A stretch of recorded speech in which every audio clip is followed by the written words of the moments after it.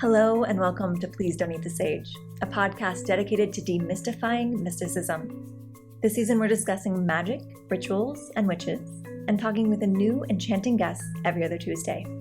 The Thursday following these interviews, you'll get to know our guests even better in a bonus mini-sode, where I give them a reading from my 90s themed Total Betty Goddess deck.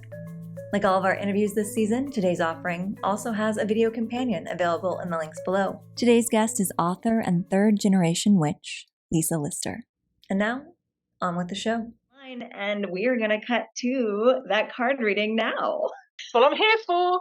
Yes, here for the 90s, here for the goddesses. Oh, I love it. Total Betty card reading for Lisa Lister. We're going to shuffle up the deck. So for those watching on video, because Lisa does own a copy, which I was so flattered by, of the original. Yes, I do. Deck, I'm going to go ahead and show you. So it's a VHS style box. I love it. So I love everything. Because the 90s for me was all about the home video recordings of things off of television. And then we've got the VHS style card backs. We've got inbox guidebook that now has color pages. I'm very, very, very excited about all of this. And it'll all be out at the beginning of 2024. So right now it's pre-order. That's how we do magic, people. This is how we do magic. We take all the things we love and we combine them. And infuse them with magical energy. Oh, this is perfect. We just had a card fall out. I have so many things to say about this card. And the first thing I have to say before I even reveal it is that this is the card that one of my kittens, Harley, decided to chew up. And I've actually commented about this in another episode because I felt called immediately after my baby witch journey started to start working with Hecate. And it was so strong and so prevalent, which makes sense because she's the goddess of witches. And so I found it so humorous that the card that Harley tried to chew up is Aradia, who is also a goddess of witches. And she is played by Rose McGowan in the movie Jawbreaker. First of all, I love that you got a goddess of witches because despite the fact that this card is chewed up, it doesn't come out of the deck very often. You're one of those first times that this has fallen out of the deck. And well, first of all, when she chewed it up, I was like, don't do that. We're working with don't piss off another witch goddess. We don't want to cause some conflict here. She'd love it, I reckon. She'd love it. But I also love that she's the one that, I mean, because a lot of people do know Hecate and her association with witchcraft. And so Aradia is not only, are you familiar with Aradia before I go off on a rant? Well, in my mind, the reason that she's in the deck is she's not only the goddess of witches, but she's also the healer and the uplifter of the oppressed. And so I think that that's so fitting for our whole conversation. And your origin story and all of that. So if I were going to want to pick one of the witch goddesses, as much as I love and work with Hecate, I'm like, this one feels so much more fitting for this moment and this conversation.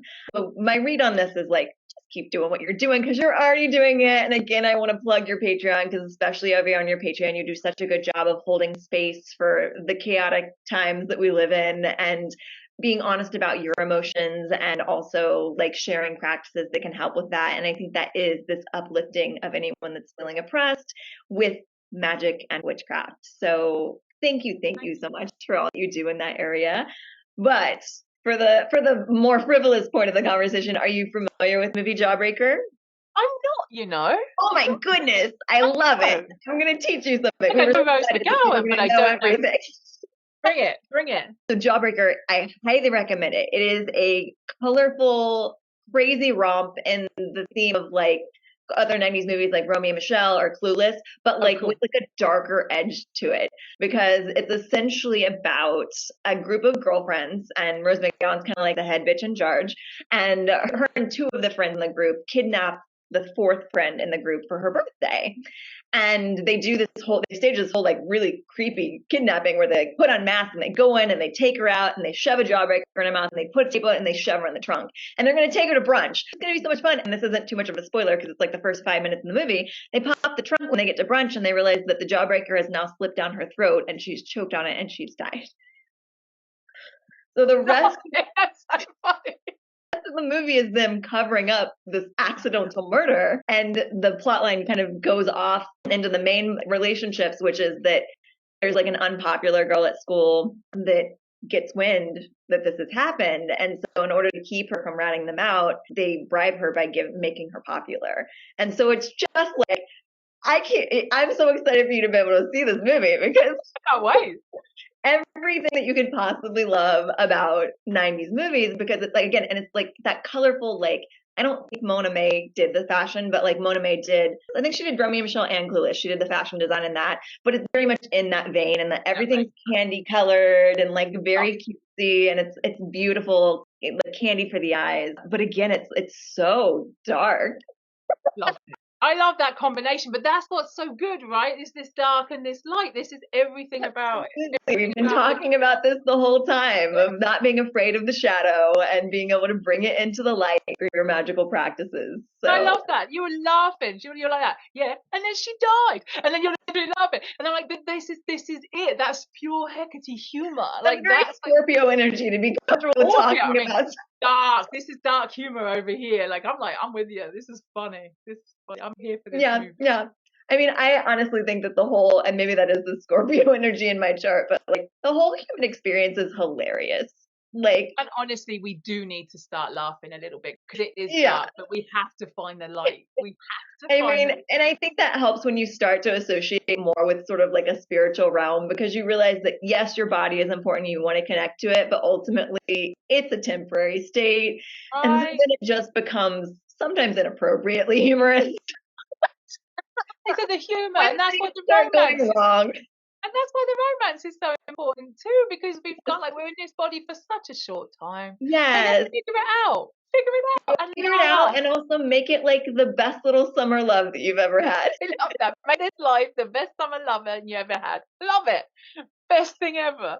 Oh my goodness. I don't want to wrap it up right there. I'm going to pull another card, and we're just going to do like a 90s riff.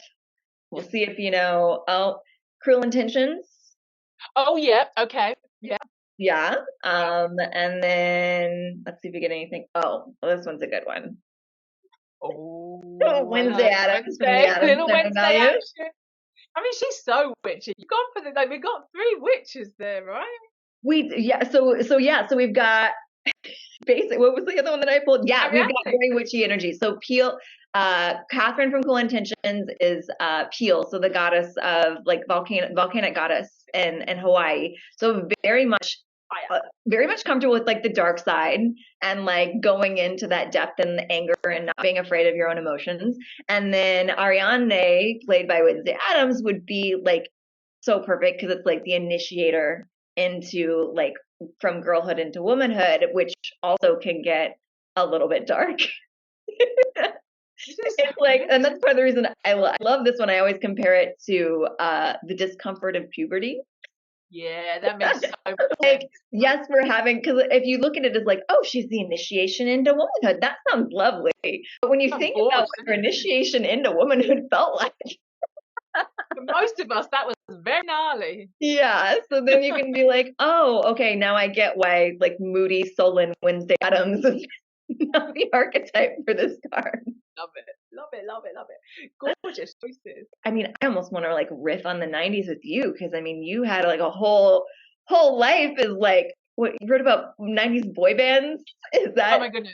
Yeah, I was like a child. Well, I was a teen in the 90s, so and I went to college and university in the 90s. So it's like that's my time. It's my time. Yeah, I love boy bands, and then I went on to interview them. Went on to work for magazines so I could interview them, and yeah, it was the best time. Like, and also just want to look at those cards, right? Everything about it, like, and I really think you've hit on something with like that candy colored element of it. Like, it was all this beautiful facade, but actually this angst and this like, and I'm reading a book called Toxic at the minute, which is about 90, like Paris Hilton. It's about Britney, all of these women, and how like they were totally over sexualized. So to work out like how like we were in this beautiful candy colored, like kind of Wizard of Oz kind of almost yummy technicolor. There's like this dark underbelly. This dark underbelly of like hypersexuality, of like you have to be like to be a good woman, you must look like this, you must act like this, you must be like